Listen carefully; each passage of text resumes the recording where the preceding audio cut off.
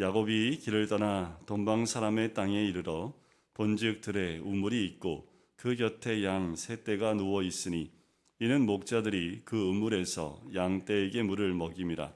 큰 돌로 우물 아귀를 덮었다가 모든 떼가 모이면 그들이 우물 아귀에서 돌을 옮기고 그 양 떼에게 물을 먹이고는 우물 아귀 그 자리에 다시 그 돌을 덮더라. 야곱이 그들에게 이르되 내 형제여 어디서 왔느냐? 그들이 이르되 하란에서 왔노라. 야곱이 그들에게 이르되 너희가 나홀의 손자 라반을 아느냐? 그들이 이르되 아노라.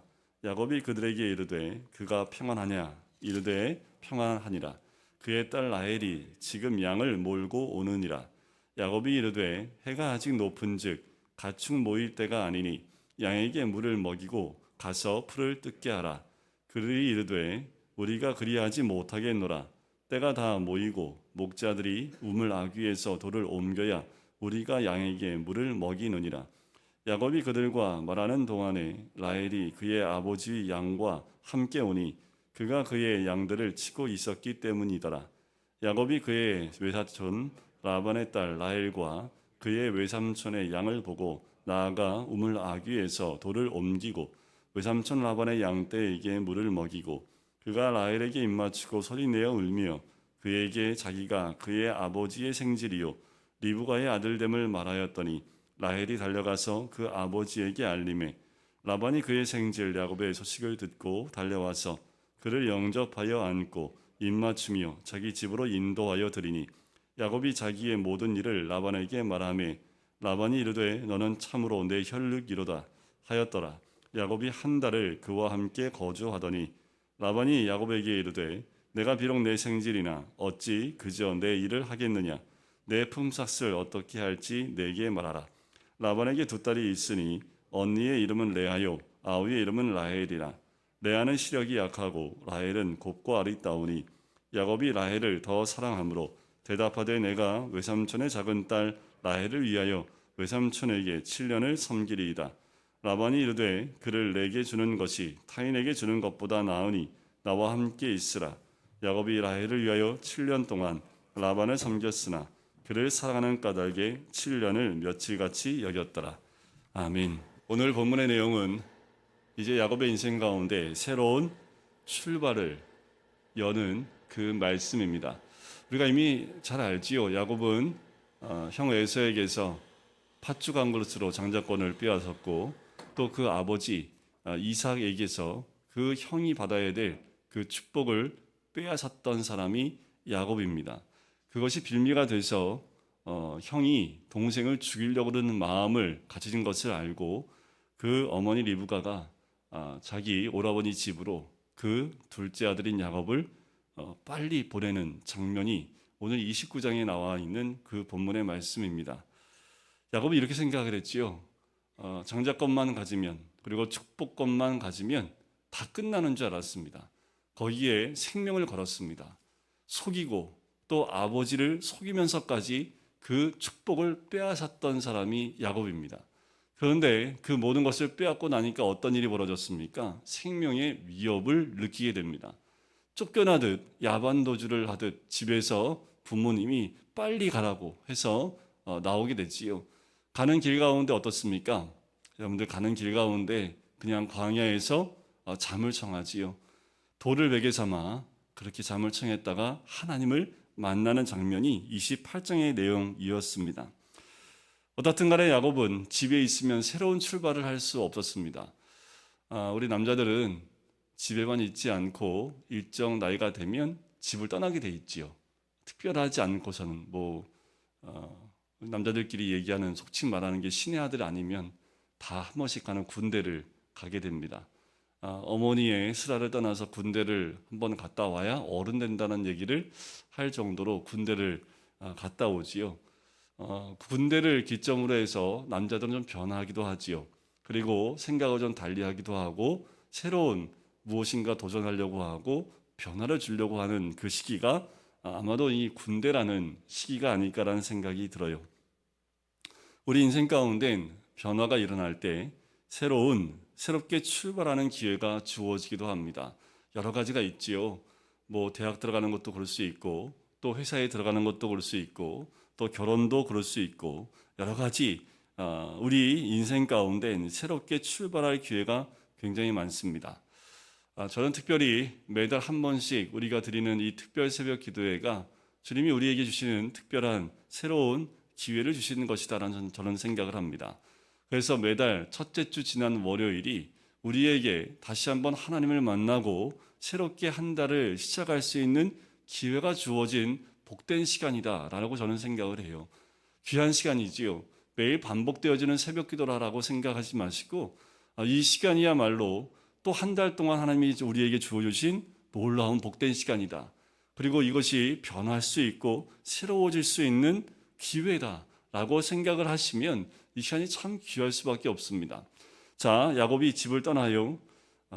쫓겨나듯이 나와서 음식도 제대로 준비하지 못하고 나왔을 겁니다. 그런데 광야에서 누워 자고 있는 야곱의 모습을 생각해 보세요. 그 마음은 어땠을까요?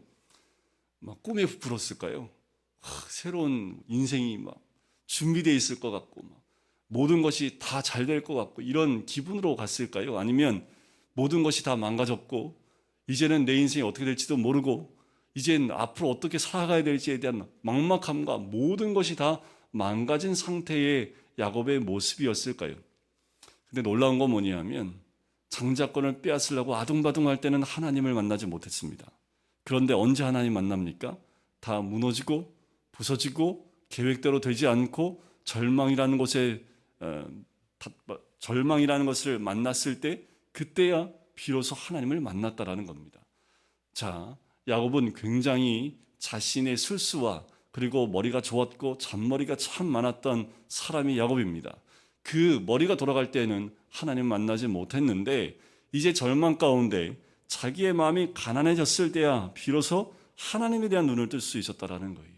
참 아이러니하지요.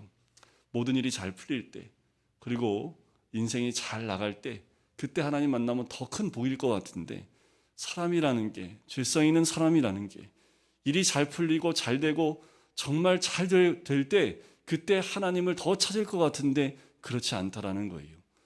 하나님을 만나는 그 순간은 내가 이러지도 못하고 저러지도 못하고 어떻게 해야 될지 알지 못하는 그 상황 가운데 하나님을 찾게 되고 만나게 된다라는 겁니다.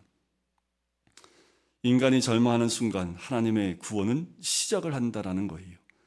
야곱은 하나님을 믿었지만 하나님을 만나지 못했던 사람입니다. 참 이것이 아이러니예요. 하나님을 알았습니다. 그 부모를 통해서 하나님을 알았습니다. 하나님이 계신 걸 믿었습니다. 그 가정에 또 그 가문에 하나님의 인도하심을 믿었습니다. 할아버지 아브라함을 통해서 그렇게 하나님의 인도하심을 받았다는 걸 믿었어요. 하지만 야곱은 만나지 못했다라는 거지요. 여러분들 믿는 것과 만나는 것은 달라요. 여러분들 하루 한 달에 첫째 주 지난 월요일 이날 하나님 만나셔야 합니다. 하나님을 믿고 그냥 사는 것보다 더 중요한 것은 만나야지요. 그 만남이야말로 우리 인생을 변화시킬 수 있는 새로운 시작점이 될 수 있는 겁니다. 야곱은 하나님을 믿었지 만나지 못했지요. 하지만 여러분 하나님을 만나는 복을 야곱이 누리며 오늘 본문 말씀 가운데 그 복을 누리는 사람이 되었습니다. 이번 5월 한 달 동안은 하나님을 만나는 복된 한 달이 되길 주의 이름 간절히 축원드립니다. 참 날씨 좋잖아요. 아마도 1년 가운데 5월 달이 제일 좋은 것 같아요. 어쩌면 지금 새벽은 참 새벽 기도하기 좋은 적당한 온도. 그 낮에는 좀 아주 덥지도 않고 또 아주 춥지도 않고 이제 더위로 넘어가려고 하는 그 날씨. 무엇보다 장미꽃이 흐드러지게 피어지는 5월달. 4월달도 좋지만 지금이 5월달이기 때문에 5월달이 좋은 거지요. 4월달이면 4월달이 좋겠지요. 5월달이니까 아마도 1년 가운데 이 5월달 하나님 만나기에 가장 좋은 달이 아닌가라는 생각이 들어요.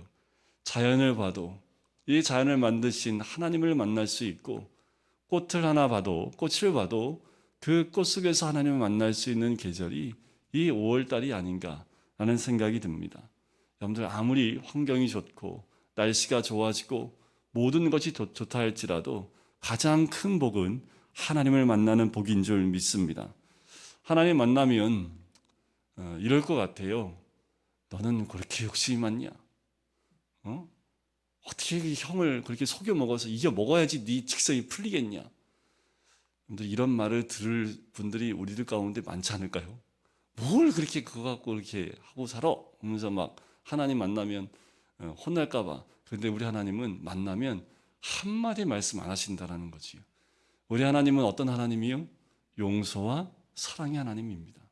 우리가 실수하고 넘어지고 또 욕심 때문에 넘어진다 할지라도 그것을 책망하거나 그것을 무엇인가 책망을 통해서 깨닫게 하시는 분이 아니라 용서와 사랑으로 우리를 인도하시는 분인 줄 믿습니다. 인간의 특징은 배신하고 실수하는 데 있다면 하나님의 특징은 용서하고 사랑하는 분이라는 거지요. 또 하나는 뭡니까? 하나님 만나면 제일 먼저 나타나는 증상이 있습니다. 그게 뭐냐 하면 예배입니다. 야곱이 드디어 하나님을 예배하기 시작을 해요. 진짜 예배하기 시작해요. 우리의 인생의 예배가 시작되는 날은 예수님을 만나고 하나님 만나는 그 순간입니다. 그래서 저는 매일 하나님 만나야 된다고 생각을 해요. 내 평생에 한 번 만나는 하나님이 아니라 하나님께 예배 드릴 때마다 만나는 하나님, 그때야말로 진정한 예배로 주님께 올려드리게 될 줄 믿습니다. 하나님 만나야 야곱이 새 사람이 되는 거지요. 하나님 만나면 새 사람이 되고 새 삶이 시작이 됩니다. 모든 것이 다 치유됩니다. 하나님 만나면 내 과거의 모든 아픔들은 다 치유돼요. 이 코로나 기간 가운데 모든 것이 막혔고 모든 것이 안 되고 다 막혀서 답답한 그때에 하나님 만나면 그 모든 것이 치유되기 시작을 합니다. 왜 이렇게 됐는지를 알기 시작하고 깨닫게 되어지기 시작하고 하나님의 인도하심이 어디 있는지를 알기 시작한다는 거예요. 하나님 만나지 못하면 왜 내 인생이 이렇게 되었는지 답을 얻을 수 없어요. 하지만 하나님 만나면 답이 나옵니다. 그럼 위로가 돼요. 그럼 치유가 된다라는 거지요. 더 이상 방황할 필요가 없다라는 겁니다. 방황하는 자녀들이 있습니까? 제일 먼저 기도해야 될 것은 하나님 만날 수 있도록 기도하셔야 됩니다. 야곱처럼 머리 굴리는 자녀가 있습니까? 하나님 그 굴리는 머리가 스톱되어지고 하나님 먼저 만나고 하나님의 인도하심 받고 하나님의 선한 길로 인도할 때에 그때 내 머리로 아무리 해도 안 됐던 것들이 하나님의 인도하심 가운데 모든 일이 풀려나가는 줄 믿습니다. 여러분들이 야곱이 하란까지 가는 길이요 대략 800km입니다. 800km면 시간 어느 정도 걸릴까요? 걸어서 간다고 하면 하루에 40km를 간다면 20일 걸립니다. 그것도 군대에서 행군하듯이 막 가야 40km예요 하루에. 뭐 그렇게 가도 20일이니까 대략 한 달 정도 걸리는 길입니다. 그런데 오늘 1절에 뭐라고 나옵니까? 그 한 달 길을 이렇게 정리합니다. 뭐라고 정리가 돼요? 야곱이 길을 떠나 동방 사람의 땅에 이르러. 너무 간단하지요. 축지법 쓰는 것도 아니고 그냥 떠났는데 이르러요. 그것이 하나님 만난 사람의 발걸음입니다. 그리고 절망 가운데 떠났던 그 한 달의 길이요 한 달이 아니라 하루처럼 그 길이 걸린다라는 겁니다. 느껴진다라는 거예요. 지루한 시간들이 아니라 하나님 만나고 나니까 그 한 달도 하루처럼 너무도 빨리 지나가는 모습을 보게 되지요. 갔더니 뭘 만납니까? 동방에서 오는 양을 치는 사람들을 만나요. 그런데 그 만남 가운데 이 야곱이 묻지요. 하란에서 계신 라반이라는 사람은 아느냐? 그랬더니 이 사람들이 안 돼요. 그러니까 이 야곱이 어땠을까요? 하나님께서 인도하신다는 것을 믿고 있었기 때문에 가는 발걸음부터 시작해서 만나는 사람까지 하나님이 착착착 준비시켜 놓으시는 것을 보게 됩니다. 이번 5월 한 달 그렇게 준비되어진 사람들을 만나시길 주의 이름 간절히 축원드립니다. 만나야 되는데 했는데 그 다음 날 바로 만나요. 하나님이 계획하시고 만나게 하시면 하루가 아닙니다. 오늘 예배 끝나고 나가서 아침 식사하거나 또 회사를 가는 길 가운데 그 사람을 만나게 될 줄 주의 이름 간절히 축원드립니다. 여러분, 우리가 계획한다고 만날 수 있는 거 아니지요. 그 많은 곳 가운데 그 우물을 만나고 우물 가운데 양을 치러 나오는 사람을 만나는데 그 사람들이 어때요? 내가 만나야 될 사람을 아는 사람을 만나는 거예요. 내가 어디로 가야 될지 어떤 곳으로 가야 될지 하란이라는 곳이 얼마나 넓은데 그곳에서 외삼촌을 어떻게 만날지 계획한 바도 없어요. 지금처럼 주소가 있는 것도 아니에요. 내비가 있는 것도 아니에요. 걸어서 가야 됩니다. 어떻게 만납니까? 그런데 가자마자 외삼촌을 하는 사람을 만나요. 그것이 하나님의 인도하심이지요. 야곱의 마음이 어떨까요? 하나님 만나니까 하나님의 인도하심이 있구나. 여러분들, 광야는 하나님의 인도하심이 아니면 걸어갈 수 없는 곳이 광야입니다. 이 우물은 참 좋은 곳이고 굉장히 귀중한 것이지요. 지금에 비하면 그때 당시에 이 우물은 그들의 생명줄이기도 합니다. 그래서 이 사람들을 만나서 어떻게 해야 될지에 대한 부분을 이야기하다가 그 외삼촌의 딸인 라헬이 양을 치러 오게 되는 그 소식을 듣게 됩니다. 그래서 우물에 있는 그 돌을 옮겨서 먼저 그 양의 물을 먹이게 하자라고 야곱이 제안을 하지만 그 목자들이 뭐라고 합니까? 아니다, 우리는 다 모였을 때 그때 이 돌을 옮겨놓고 그때 양의 물을 주어서 먹게 하겠다라고 이야기를 해요. 근데 야곱이 듣지 않지요. 왜요? 지금 얼마나 흥분됐습니까? 얼마나 기분이 좋아요. 그러니까 그 소리가 들리지 않습니다. 하루빨리 이 라헬에게, 외삼촌의 양에게, 그 딸에게 자기가 누군지 밝혀야 됩니다. 그리고 그에게 내가 할 수 있는 최선을 다하려고 노력하는 야곱의 모습을 봐요. 여러분들, 지금 이 오늘 본문의 야곱은요, 머리가 없습니다. 뭐밖에 없어요? 가슴밖에 없어요. 여러분들, 믿음의 사람은 가슴을 움직이는 사람이지 머리로 움직이는 사람 아닙니다. 야곱이 이제껏 만약에 하나님 만나지 않았다면 라헬을 만났을 때 어떻게 했을까요? 어떻게 하면 나를 각인시킬까? 내가 어떤 사람인지, 또 얼마나 대단한 사람인지 저 사람에게 어떻게 보일 수 있을까? 아마 이런 머리가 돌아갔을 거예요. 그리고 외삼촌한테 자기가 얼마나 대단한 사람인지를 보여야겠다라는 이런 생각이 들어가지 않았을까요? 그런데 지금 야곱은요, 그냥 만남 자체가 기뻐요. 만남 자체가 너무 감사해요. 그러니까 어떻게 해요? 만나서 끌어안고 뽀뽀하고 막 난리가 났죠. 울고불고. 지금 뭐 창피한 게 없어요. 여러분, 하나님 만난 사람은 자신의 방법이나 머리나 이런 곳으로 움직이는 사람이 아니라 가슴으로 움직이는 사람입니다. 방법으로 움직이는 사람이 아니라는 거예요. 바로 만났던 그 하나님 때문에 일어나는 모든 일들이라는 것을 이 야곱은 알기 때문에 감사할 수밖에 없는 거지요. 감격할 수밖에 없는 겁니다. 그런데 우리 믿음의 사람들은 매일매일 감격하는 삶을 살아야 합니다. 내가 예상치 않았던, 그거 내가 이렇게 해야지 했는데 내 방법이 아닌 하나님 방법으로, 전혀 생각지 않는 방법으로 그 일들이 이루어져 나가는 것을 보면 감격이지요. 믿음은 감격입니다. 광야의 삶은 감격의 삶입니다. 왜냐하면 내 계획이 아닌 하나님의 계획대로 움직여 나가기 때문에 그래요. 야곱은 처음에는 자기 문제에 빠져 있었던 사람입니다. 자기 거 외에는 아무런 생각을 못했던 사람이에요. 그런데 하나님 만나고 난 다음부터는 자기 거를 생각하는 것이 아니라 누구를 생각하기 시작해요? 그 주변에 있는 사람들을 보기 시작하고 그 주변에 있는 사람들의 문제를 해결해 주려고 하는 그 마음으로 바뀌어졌다라는 거지요. 라헬이 이 야곱이라는 사람을 만나고 달려가서 그 아버지에게 알리는 장면이 등장을 하지요. 그것이 이제 12절에 등장하는 모습이지요. 하나님의 인도하심과 축복을 조금씩 경험할 수 있었기 때문에 야곱은 흥분할 수밖에 없었던 거지요.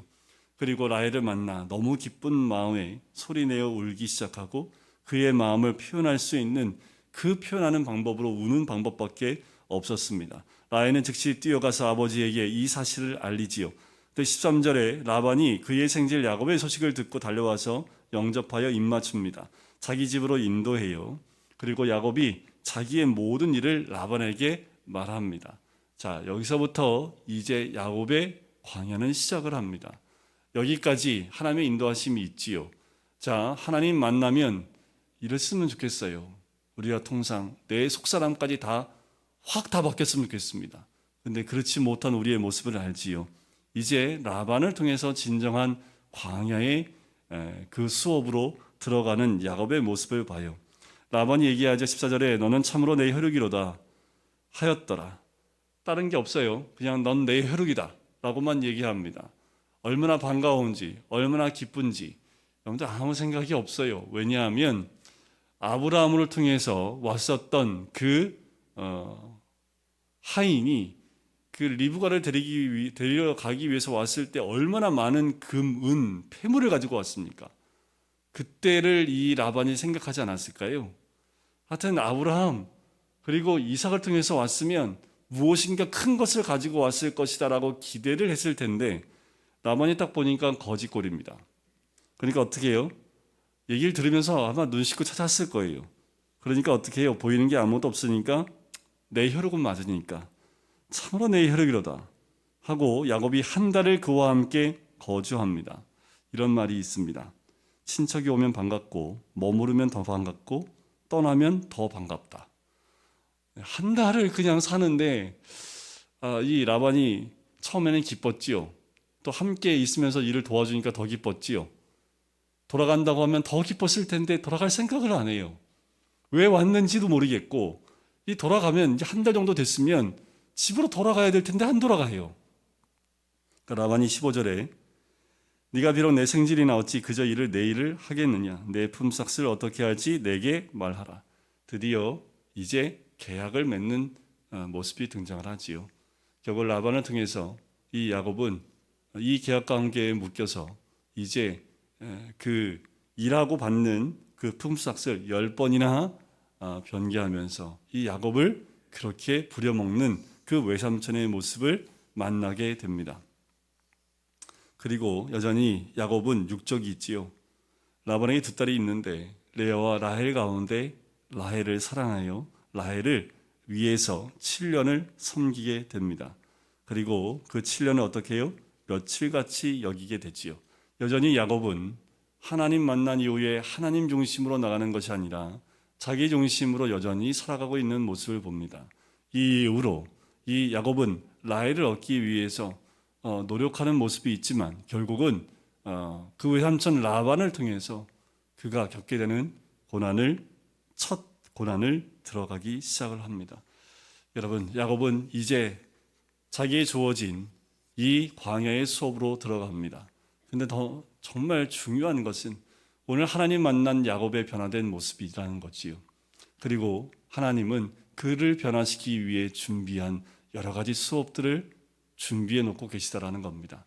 올 한 달 하나님은 우리를 인도하실 뿐만 아니라 우리를 위하여 예비하신 반들을 준비하고 계세요. 제일 중요한 것, 매일매일 하나님 만나면 전혀 문제가 되지 않습니다. 우리가 이 5월 한 달은 매일 주님 만나며 주님의 인도하심 받는 이 한 달 되시기를 주의 이름으로 간절히 축원드립니다. 광야는 힘든 곳입니다. 하지만 죽을 곳이 아니라 하나님 만나서 복된 그 축복을 누리는 곳이 광야라는 곳입니다. 이번 5월 한 달도 주님이 나의 모습을 보고 우리의 모든 것을 치유하시는 하나님의 은혜를 경험하는 이 한 달 되시기를 주님의 이름으로 간절히 축원드립니다.